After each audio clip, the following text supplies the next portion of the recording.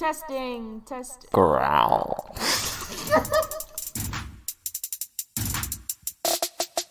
For truth and diversity, come to RadioSimi. Hey everyone, welcome to RadioSimi. I'm your co-host, Daeton. And I'm your host, Aleyah Ewing. This week, we'll be interviewing Andrew Young about libertarianism. We'll also be discussing some city council updates, more local businesses to support, and featuring another local band and podcast.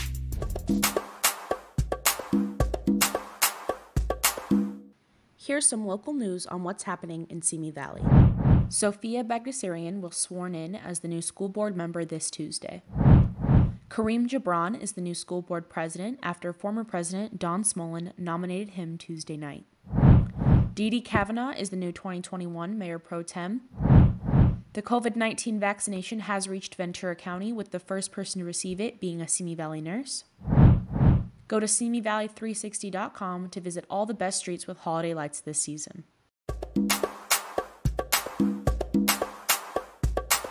Many of the Starbucks stores in Simi were closed this week. Some of them were closed due to remodeling, and others have been closed due to the power outages and recent COVID outbreaks in their stores.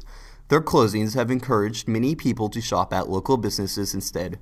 Here's some coffee shops other than Starbucks they could support. Lucky Dog Cafe at 113 Tappa Street near Mission Burrito, McKenna's Coffee Company behind Walmart off of Madera, and a RadioSimi favorite, Dr. Conky's, on Cochrane and Sycamore next to Sprouts. Some of the drive-thru lines at Starbucks are approximately 20 to 30 minutes long, which is just enough time to listen to an episode of RadioSimi, you know? Just if you want to. It's there.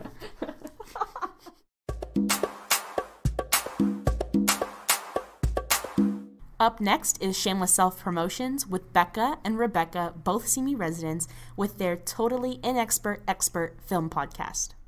Hello, I'm Becca Down, a writer, gamer, and a gay entertainment nerd. Hi, I'm Becca Martinez, a writer, photographer, and Harry Potter lover. And together, we host the Totally Inexpert Expert Film Podcast, where we review movies we've never seen before and give you our each and every thought. Join us once a week to hear us discuss movies like Star Wars, 13 Going on 30, and the tearjerker Dead Poets Society. We even throw in some classics like the Hitchcock film Psycho. Check us out every Monday at 10 a.m. on Spotify, Apple Podcasts, or wherever you get your podcasts. And follow us on Twitter and Instagram at TTIEF Podcast. Bye!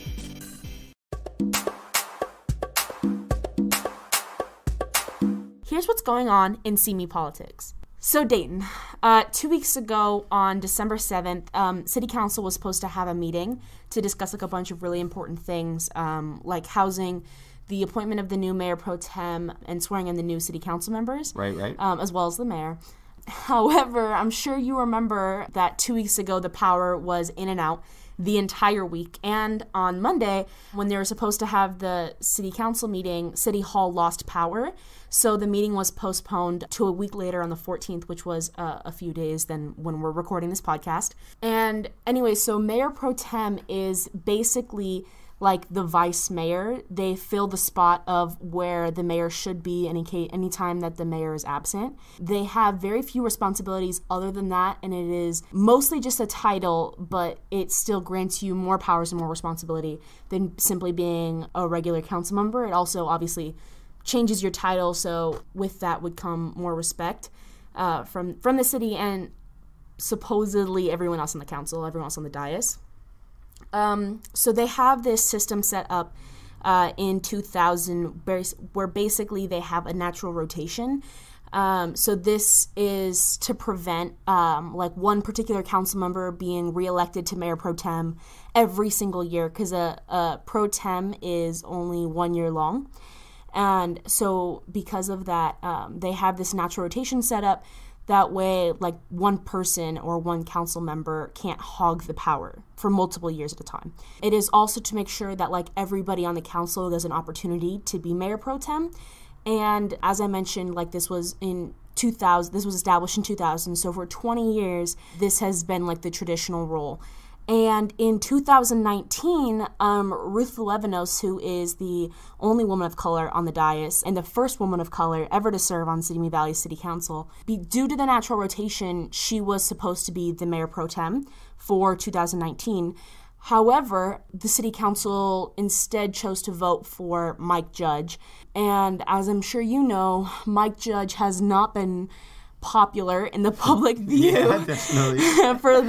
for like the last 6 months. He hasn't shown up to a city council meeting since June. He's been calling in, and even then it's a little questionable as to whether or not he's actually there, even when he does call in.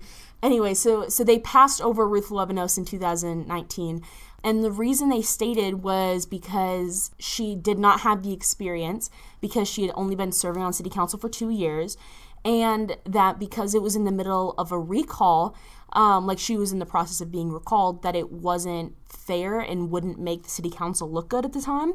So they decided to pass over Ruth Levinos. This last city council meeting, as I mentioned before, this is when they choose the mayor pro tem. And they decided again to pass over Ruth Levinos, even though the natural rotation starting from last year would have chosen Ruth Levinos to be the new mayor pro tem. They chose Dee Dee Kavanaugh. And Dee Dee Kavanaugh was one of the main people that spoke against Ruth Levinos becoming mayor pro tem last year. Elaine Litzer, who was also on city council and voted against Ruth Levinos being mayor pro tem in 2019, actually was planning on making, according to her, was planning on making a motion this year to have Ruth Levinos fill that spot that she should have had 1 year ago today, according to the traditional rules of city council for the last 20 years. Therefore, when they voted to make Dee Dee Kavanaugh the mayor pro tem, Elaine Litzer and Ruth Levinos voted nay. Dee Dee became the mayor pro tem. So Dee Dee Kavanaugh will be the mayor pro tem for the next year. I also found out on Monday that her real name is Dolores. So her name is Dolores Kavanaugh, which I think is really interesting. I think we should talk about that some more.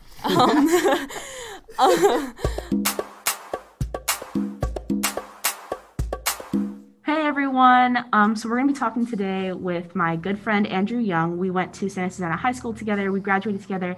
We also competed in a debate called Ethics Bowl, where the first year we lost, but me and Andrew won a round. And then the second year we took home a trophy, and we placed third overall in the Southern California state. Today we're going to be talking with Andrew about libertarianism, as he is a longtime libertarian, and so because of that, the two of us have had lively discussions about things that we completely disagree on. Unfortunately, I am someone that does not really understand what libertarianism is. You think I would understand what it is, considering how many arguments I've had with Andrew, but I don't. So I invited him here today to talk to us a little bit more about what it is and to answer some of my frequently asked questions. Well, thank you very much, Aleyah, for having me. And again, I want to try to represent libertarianism and my personal beliefs in politics as best as possible. And I would like to state that my views and my politics might not necessarily align exactly with the collective libertarian philosophy at large or the philosophy of individual other libertarians. But again, I'll try to represent them and myself as best as possible. So our first question is, can you define libertarianism for us? Sure. So libertarianism at its core is the philosophy that the role of the government is to fundamentally protect its people and to, other than that, maximize the amount of liberty that individuals within the society have. So then my next question is, how does libertarianism differ from the Republican Party? Libertarianism differs from the Republican and Democratic Party in that various parties have political interests that or protections that they might want to afford their citizens, whether that be stuff such as things other than liberty. So the libertarian position is that people should have the freedom fundamentally to do what they want to do within the society. And aside from that, we should have maybe a collective culture that people can decide on of what is good and right, but it's not the government's role to determine what is good or right. So for example, if the Republican Party didn't believe in gay marriage, the libertarian position would be that people should be married if they want to get married, whoever that may be. And if the Democratic Party didn't believe in whatever other limitation on someone's freedom, the Libertarian Party fundamentally would probably believe that we shouldn't be limiting these people unless it's for people's protection. What is the Libertarian response to the election? With this election, we had various issues with how the system of mail-in voting and everything works. So the fundamental response, aside from disappointment that Joe Jorgensen wasn't elected president, is we need to make sure that our democratic system works as best as possible. So regardless of who wins the candidacy, we need to make sure that this election, every election, has the best and most robust system. And again, that's not a dig at either side on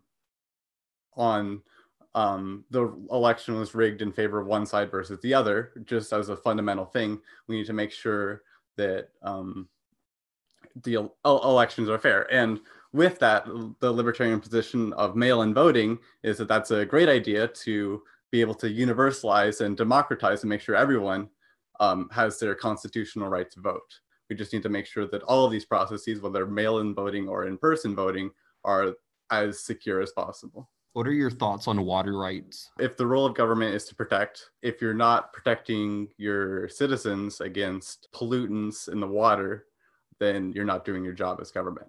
Now, whether that protection can be accomplished through a privatization on someone other than the government owning rights to the water, or whether that's through the government making sure people can get clean, potable water, that's a different question.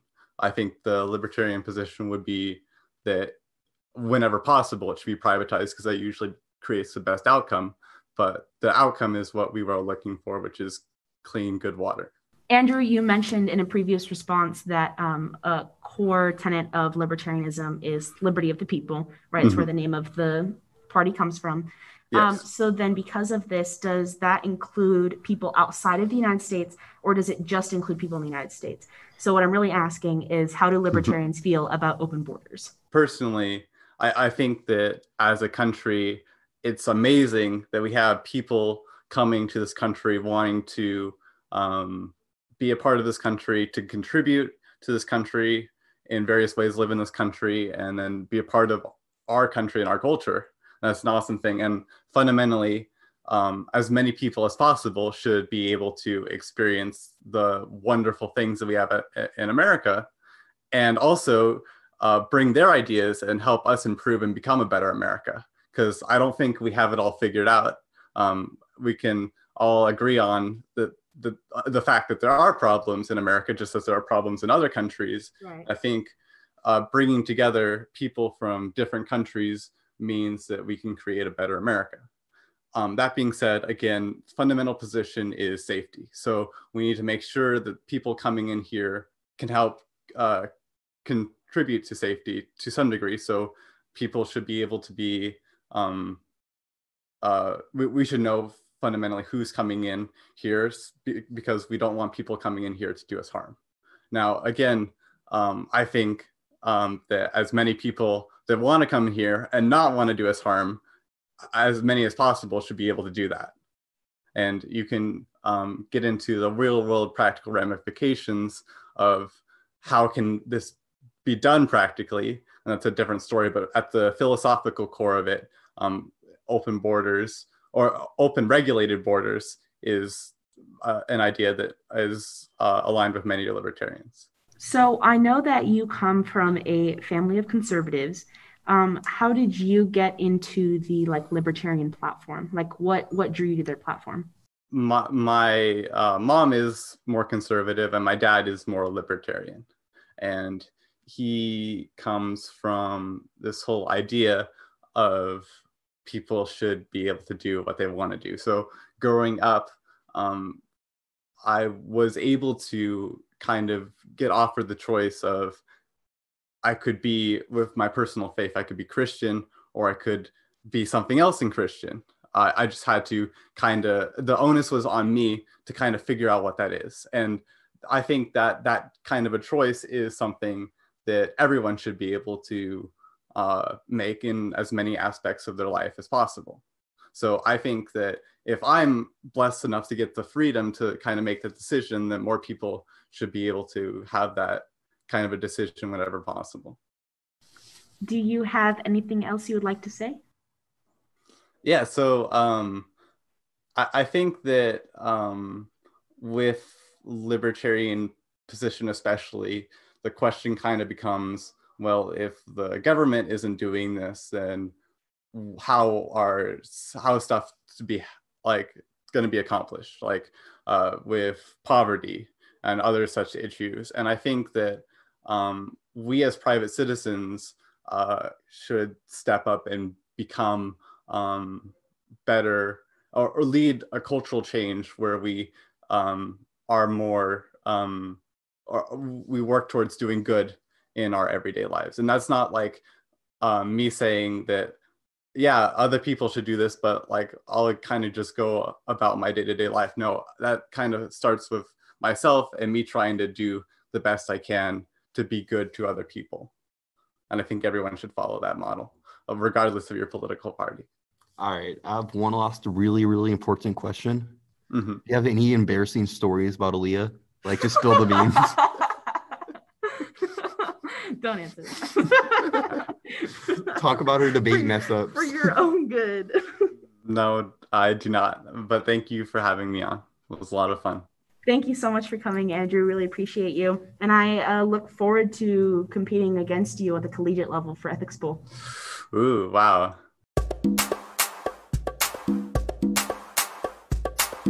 Hey, Aleyah, we've been talking about politics for a while. Do you think it's time to talk about identity politics a bit?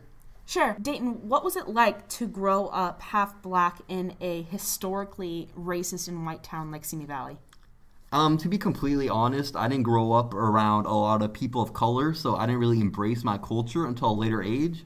So for the most part, it was just, I don't know, I thought I was white, to be completely honest with you. There's a lot of racism that went on around me, but I always ignored it or took it as a joke, or, I just didn't index it as something super serious. So I would say it was mostly normal for me until I started growing up and maturing. What about you? Yeah, so I'm half Mexican. My father's side is Mexican, and then my mom's side is white. And I am white passing on like my two sisters and my dad. For me, my experience was very much different. I grew up with primarily Mexican culture. I would say only Mexican culture when I was younger, and I didn't start interacting with primarily white people until I got into high school. So when I was younger, we like went to parties with the Mexican side of my family, and like we just spent a lot of time doing traditionally Mexican things like filling Easter eggs with confetti and throwing it at each other on Easter, right? So we did a lot of things like that. And then in middle school is when I started to interact with people who weren't Mexican or even Hispanic.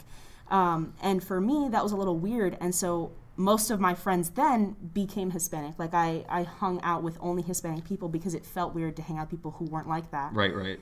And then in high school, I went to Santa Su, and Santa Su has like 10 Hispanic people, I would say. Like everyone there is white. Like there's literally no people of color at Santa Su. And so because of that, I had a very hard time finding like a good place to fit in at Santa Su. And I started to realize in high school that a lot of things were not common in other cultures. For example, the Easter thing. Another example could be seasoning our fruit. One time I was in class and my mom packed me watermelon, but she didn't season the fruit. And for me, food is gross if you don't season it. And so I was like, I don't want to eat this watermelon because it's not seasoned. And my friend, I offered it to her. I was like, hey, do you want this watermelon? I'm not going to eat it. It's not seasoned. And she said, you season your fruit? That's disgusting. And it's like, had I hung out with a Hispanic majority friend group, I wouldn't have had that issue, right? I also had, food for me is a really big part of my life and a really big part of my culture and heritage. Yeah, I actually have similar experiences with food as well.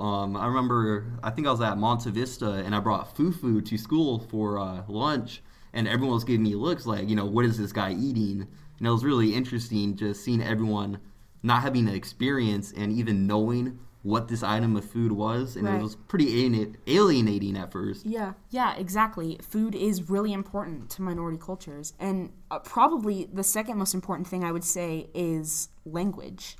Yeah, definitely. My first time hearing the N-word kind of went like, I don't know if you read this book in high school, but the short story, Mama, What Does the N-Word Mean? No, I never read that. Okay, well, basically, it's kind of like what I'm about to talk about.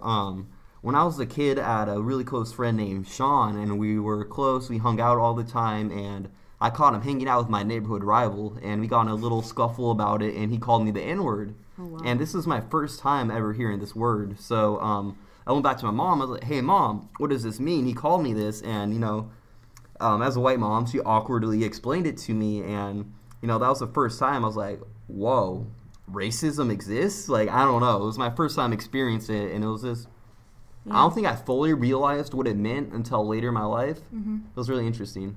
What time later in your life did you realize it? And, like, what made you realize it? I would say I realized, because I was about 7 at this time, when I fully, you know, realized, like, the depth of racism. I'm ashamed to say this, but I was probably more like a junior in high school-ish, because I was always, like, downplayed racism. I was like, you know, my opinion is like, yeah, we're in Southern California. Racism doesn't exist. People are just crybabies about it. Yeah. So it wasn't really until I started, you know, doing my own research and exploring my own culture that I started, you know, realizing things more. And it wasn't until I was in junior high school that I started picking up on microaggressions, and, you know, I realized that these racist jokes weren't just jokes and had, you know, deeper meaning behind them. And that's when it started getting really hurtful, and, you know, my shield of ignorance finally broke. Yeah. What about you, Aleyah? I would say that microaggressions are really common in SVUSD, since you mentioned being a junior in high school. I would say that, obviously, because my family was Hispanic, I didn't really face any issues with them. It was when I was in school, because that's when I hung out with white students or white people, that is when I started to notice microaggressions more frequently. As I mentioned the food things earlier, one example, and this is a pretty poor example, but the taco trucks at Santa Su, man, they suck. Like, I cannot tell you how bad those tacos suck. Like, it's not even, I wouldn't even call it steak. Like, it's $2 meat from a package, like, that you got at the Dollar Tree or something. Like, it was really gross. I had other microaggression experiences with teachers. I had this one particular teacher in my freshman year, and then I had one in my junior year, and then I had another one in my senior year. And luckily for me, my sophomore year went pretty good.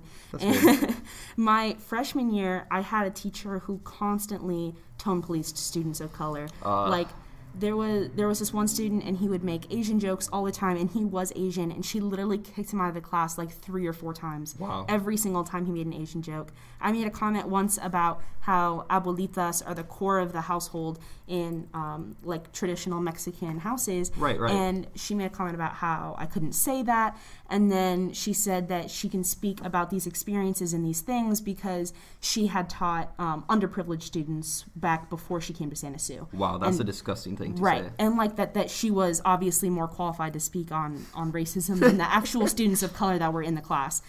In my junior year, I made a comment in class about how the 13th Amendment didn't completely abolish slavery because it only abolished slavery in the Union states, and obviously the war was still going on, the Civil War, so that didn't include any of the southern states, and that's where the whole Juneteenth comes from. And on top of that, I also mentioned that the 13th Amendment didn't abolish slavery because there's a loophole that mentions like accepting cases of prisoners, right? So prisoners were allowed to be enslaved by the state, or in this case, private prisons as well. And so I made a comment about how, like, that continues onto today with mass incarceration and the war on drugs. And she told me that that wasn't true, or like that was my opinion, and I couldn't say it in class. And then I had another time in the same class, the same teacher, where a student during a time machine debate said that Filipinos were like babies, and therefore the United States government had to imperialize them in 1901. He was speaking on behalf of people in the U.S. government at the time, so it wasn't his own personal opinion. Rather, he was trying to say the opinions of racist people at the time. However, like, that's still an inappropriate comment to make, and you could have argued that you could have made arguments that were not racist. And I actually got in trouble with that teacher in school because I made a post that said, remember that time someone in class made a comment about how Filipinos are like babies and can't govern themselves. I got in trouble for that, and I actually got removed off of the mock trial competition. What? For that particular day, I got removed from the mock trial competition. And she told me that statement was not a racist statement. So not only did she say that... Not only did I get in trouble for making a social media post, she also had the nerve to tell me that it was not a racist statement. What is the most common microaggression that you've dealt with? This one's really easy for me. I used to hear this a lot. People like, Daeton, I'm white, but I'm blacker than you. And at the time, I just took that as a joke, like, yeah, ha, ha, ha. I didn't really fully process it until later, but definitely, it started getting real annoying because, I don't know, I've heard that almost twice a week since I was a kid, that people would just make jokes about me being whitewashed, and it just really upset me that other people that aren't of my culture are saying that I don't represent my culture well, and they're judging how black I am in their opinion. Right. Yeah, I have the same thing for sure, where, like, I feel like I constantly have to prove that, like, I am Mexican, and then, like, when I do try and argue that I am Mexican, like, I get backlash from the white community and also the Mexican community, and it's kind of like I can never win. Right, I feel. And, like, getting into this topic, Leah, have you ever heard of the term code switching? No, I've never heard of that. Okay, so code switching is basically when you change your personality and characteristics to appeal to a different group of people. So, if you're around some white liberals, you might, act a little nicer. If you're around some southern people, you're going to act super respectful and whatnot. Change your tone, not include politics and whatnot, And personally, this is one I have to work on a lot, is when I was around other people of color, I would start acting, quote-unquote, hood more. I would, like, take the dial and put on super duper black. And I'll just kind of over-exaggerate stereotypes you try to fit in with them because, previously I didn't have any friends that were of color. So it was just, trying to adapt as quickly as possible, but it didn't turn out the best. I don't know. I don't know if I would call it code switching for myself, but I definitely toned down aspects of my normal self to accommodate the feelings of white people around me. Right. For example, and this might just be like, some people might think this and just be like, oh, that's a normal thing to do regardless of whether or not you're Hispanic. But something that I've noticed is that, like, a lot of my white friends that have come over to my house have made comments about how, like, my family is constantly yelling at each other and, like, we're constantly getting angry and, like, you can't even have a conversation at dinner without there being yelling. And for me, and I know that this is a stereotype, but in my family, at least, some aspect of it is true, is that we just speak really loudly. Right. Like, we're just loud people. Like, we listen to loud music. We talk loudly over each other. We have multiple conversations at the same time.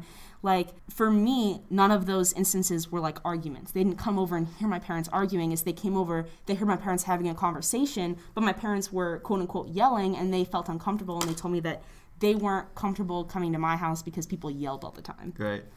Speaking off of that, whenever I go to my dad's house, and, he's black, by the way, I would always kind of feel the same way, where it's like, man, everyone's always fighting here all the time. They're screaming all the time. Right. And, it took a while, but I finally, just got used to it. But I definitely would say when I haven't been there for a while and I go there, it's definitely like a new experience for me because, I'm not used to that. Right.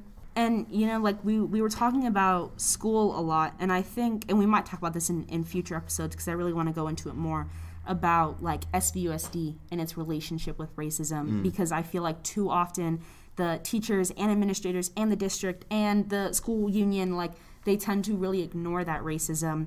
And so, I think we should talk about that in a future episode. I agree. And here are some COVID updates. Ventura County adult ICU bed availability has dropped to 3.7%. This is less than the suggested minimum of 15%, meaning that if you get sick for whatever reason and you need to go to the hospital, there might not be a bed available for you.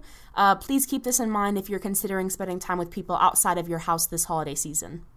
As of Wednesday, December 16th, there are 497 new cases, 204 deaths, 241 in the hospital, and 59 patients in the ICU.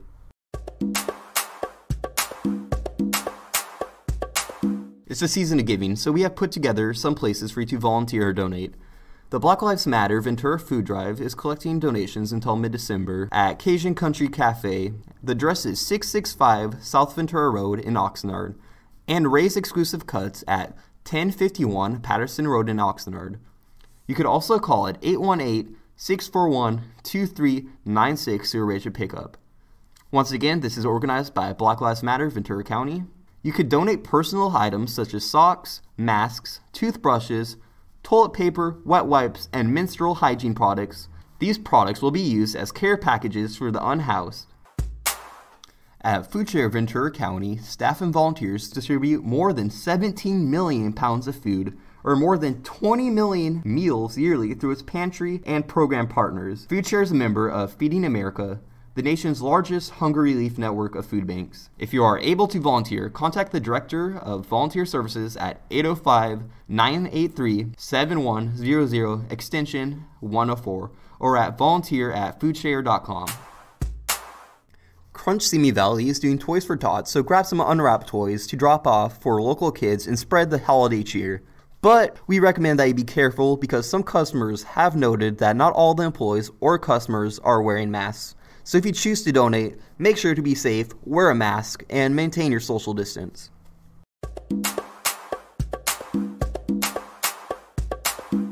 Next, we'll be talking with John Lapper, a longtime Simi resident who will be telling us about a youth sports league that was all about kids having fun and building self-esteem. Hi folks, my name is John Lapper, longtime Simi Valley resident. Time to turn your clocks back 30 years to 1990. In 1990, I had a 10-year-old son and a 1-year-old daughter. My son Jeremy played in a baseball soccer league called Sports Ministries International with 120 players, 10 teams. Just as the season was set to start, Grace Brethren Church found out the organizer had lied about having insurance. Grace Brethren Church was faced with a dilemma. A few of us coaches approached Grace Brethren Church about taking over the league as a ministry of Grace Brethren. Mr. Crone, Stevenson, Blackwell, and myself took over, calling it Grace Brethren Youth Sports, GBYS for short. We played our games at Grace Brethren Elementary on Arcane. As the league progressed, I became the league coordinator in charge. We were a co-ed league that accepted children of all playing levels. We were the only co-ed baseball league showing girls could play baseball with the boys. First-time players were welcomed.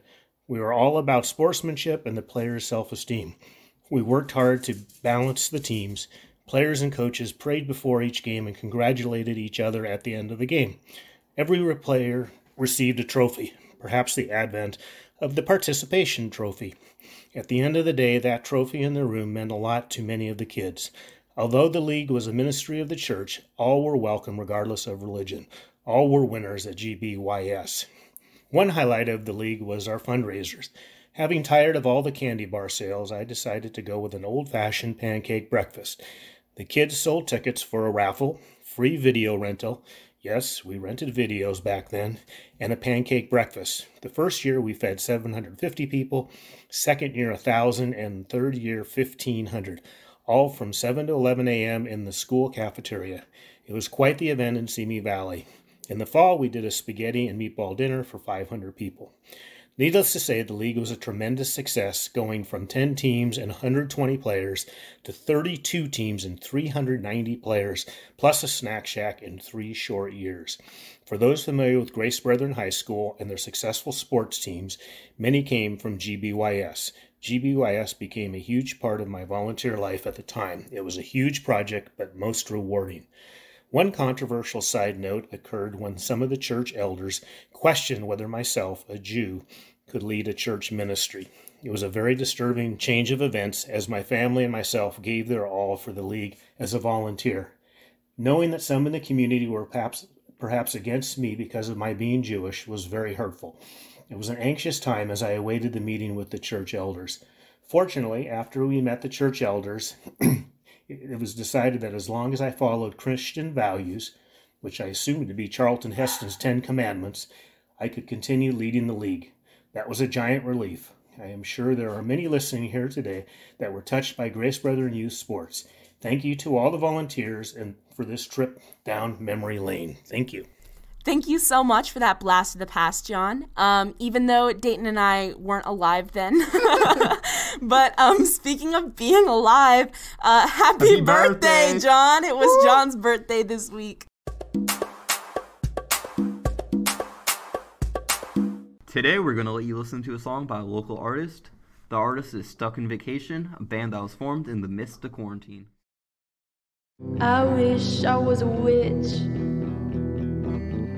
I could cast spells on you, and I wish I was a ghost, so I could just pass on through. And I wish I was a vampire. I could take all you had, and I wish I was a skeleton, so maybe you could see within. Maybe it's just the seasons, but I still want a reason. Maybe it's just the seasons, but I'm falling fast. I wish I was a witch. I could make you a potion, and I wish I was a ghost, so I could see through your walls. I wish I was a vampire, 'cause I'd rather stay inside. I wish I was a skeleton. Who cares if I lose my mind? Maybe it's just the seasons, but I still want a reason. Maybe it's just the seasons, but I'm falling fast. Monsters are under my bed, and you're still stuck in my head. Monsters are under my bed. Could I sleep in yours instead? I wish I was a witch. I wish I was a ghost. I wish I was a vampire, and I wish I was yours.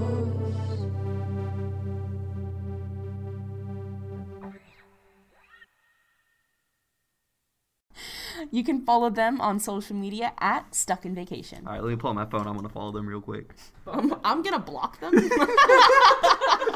A report account? Report.